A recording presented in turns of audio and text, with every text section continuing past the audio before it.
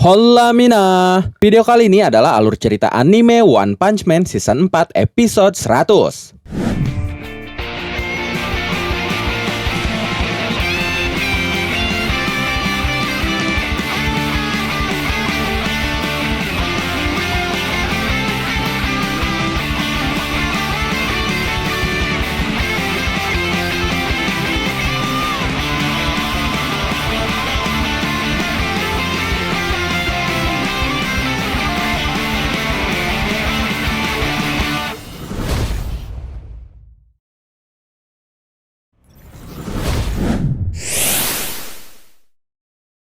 Sebelum masuk ke alur cerita hari ini, seperti biasa saya mau ngucapin terima kasih lagi buat teman-teman yang sudah support channel ini lewat Saweria. Izin saya bacakan satu persatu nama dan pesan dari kalian ya sebagai bentuk apresiasi. Pertama, dari Asdek, semangat update-nya Min, jangan lupa jaga kesehatan. Siap, semangat juga ya, sehat selalu. Lanjut dari Ari Wibowo, pesannya semangat bang, kontennya selalu ditunggu-tunggu. Terima kasih ya, semoga sehat dan berkah selalu rezekinya. Lanjut dari Div Trade SPPG Kemang, pesannya uye yoman bang, thanks ya. Lanjut dari Syawal Hungkul 1997@gmail.com, pesannya semangat terus mempostingnya. Siap, terima kasih ya. Lanjut dari Syawal Hungkul 1997@gmail.com lagi, terima kasih ya. Lanjut dari MSBRKH panggil Barkah aja Min, pesannya maaf Min sedikit, soalnya gajiku nggak nyampe 8,5 M. PTW Mimin orang mana? Siap Barkah, alhamdulillah dong 8,4 berarti masih nyampe ya, amin. Mimin orang Jabar. Lanjut dari Elsteel, pesannya lanjut terus dan Tuhan memberkati kita semua. Terima kasih, semoga Tuhan memberkati kita semua. Lanjut dari Wucing, pesannya jangan lupa ngopi. Siap, langsung tak jajanin kopi sawerannya, makasih ya. Lanjut dari Sanji Wakil Kapten, pesannya fokus sama OPM lebih jos gan. Siap, yang lain cuma selingan aja. Lanjut dari Marimo si beban, pesannya Black Clover buatin channel lain aja, pasti banyak yang setuju. Animangatik Black Clover, Luffy pernah bilang kalau kau lapar maka makanlah. Sanji dan Marimo ini satu akun ya. Terima kasih ya saran dan masukannya, nanti dipertimbangkan. Oke, itu dia para donatur kita hari ini. Sekali lagi saya ucapkan terima kasih dan sekarang kita langsung masuk saja ke alur ceritanya. Let's go.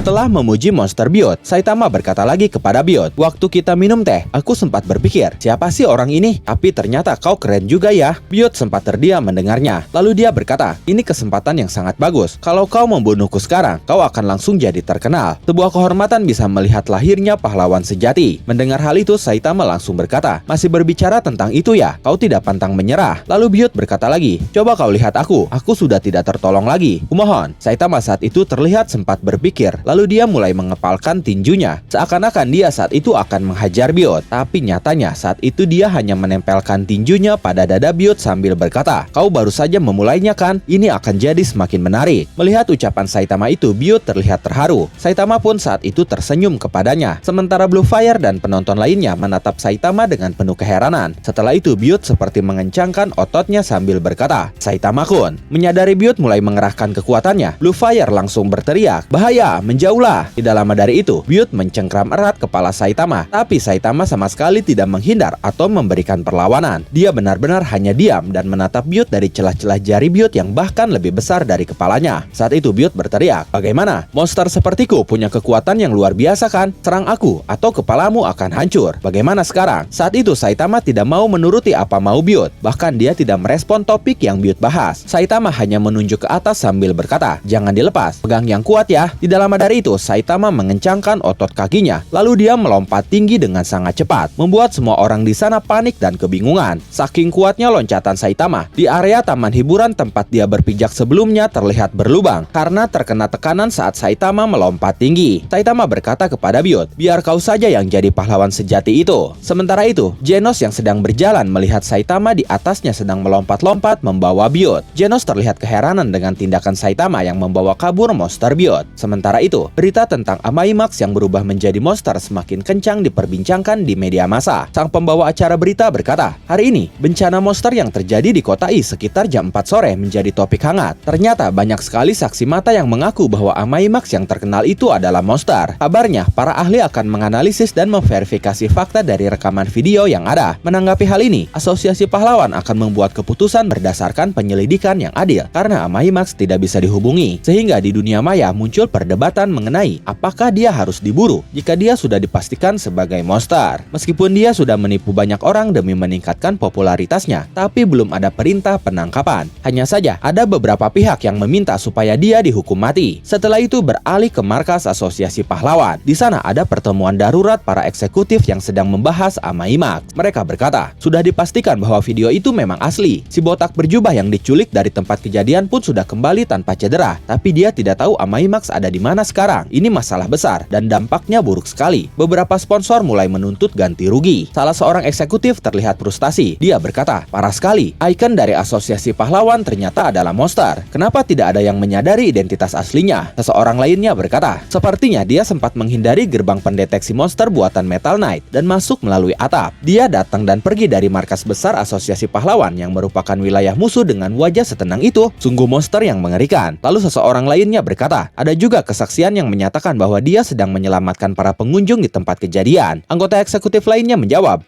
pasti itu kesaksian dari mantan anggota pasukan pribadi Narinki ya. Mereka bahkan sama sekali tidak berguna dalam operasi melawan Asosiasi Monster. Seseorang di sebelahnya berkata, apakah menurutmu orang-orang itu bisa dipercaya? Lalu, McCoy. Ya, McCoy, yang ternyata memang masih menjadi agen ganda, di mana dia bekerja untuk Neo Heroes dan juga untuk Asosiasi Pahlawan. McCoy berkata, kemungkinan mereka hanya ingin mencari muka untuk mendapatkan pekerjaan dan fasilitas yang bagus. Kalau seperti ini, mereka memang sekumpulan orang tidak berguna. Lalu anggota eksekutif lainnya berkata, sekarang bagaimana cara Asosiasi Pahlawan mengumpulkan donasi? Kemudian seseorang berkata, selama ini penggalangan dana bergantung pada popularitasnya, jadi kita tidak punya pilihan selain segera mencari ikon yang baru. Anggota lainnya berkata, mengirim banyak pencari bakat ke berbagai wilayah. Kita lihat saja apakah ini berhasil atau tidak. Lalu rekan di sebelahnya berkata, katanya mereka semua sudah punya kontrak dengan pihak lain. Anggota lainnya bertanya, organisasi baru itu ya? Mengganggu saja. Lalu anggota lainnya berkata juga, Blast lalu menghilang begitu saja. Keuntungan kita dulu adalah punya Amaimax sebagai anggota. Tapi, lalu anggota yang lain memotongnya dengan berkata, sudahlah, jangan bahas dia lagi. Sementara itu, Shichi hanya diam menyimak. Lalu dia melihat ponselnya yang menayangkan sebuah berita yang memojokkan Asosiasi Pahlawan. Shichi berkata di dalam hatinya, kelihatannya media juga masih berada di bawah kendali Neo Heroes. Saat itu, berita menayangkan pendapat dari para pahlawan yang terdaftar di Asosiasi Pahlawan. Watchdog yang memiliki indera penciuman yang sangat tajam pun bahkan tidak bisa membedakannya. Watchdog berkata, kalau dia benar-benar monster berbahaya, aku pasti bisa mengenalinya dari baunya. Sementara Zombie Man terlihat menyembunyikan kata-katanya. Dia hanya berkata, itu masih dalam penyelidikan. Aku belum punya bukti cukup kuat, jadi tidak bisa berkomentar sembarangan. Lalu ada juga komentar yang terdengar penuh makna dari Tank Top Master. Dia berkata, kalau dari sudut pandang pribadiku, aku percaya bahwa tindakannya mencerminkan jiwa Tank Top. Lalu pembawa acara berita berkata, komentar dari para pahlawan Asosiasi Pahlawan tadi terasa tidak tegas ya. Bagaimana menurutmu? Apakah Anda memahami sesuatu? Lalu rekan di sampingnya menjawab, aku juga tidak paham. Setelah itu pembawa acara berita tadi berkata lagi, kalau begitu, ayo kita dengarkan komentar dari pahlawan organisasi baru, Neo Heroes. Para pahlawan dari Neo Heroes sendiri, semuanya saat itu berkumpul di markas mereka.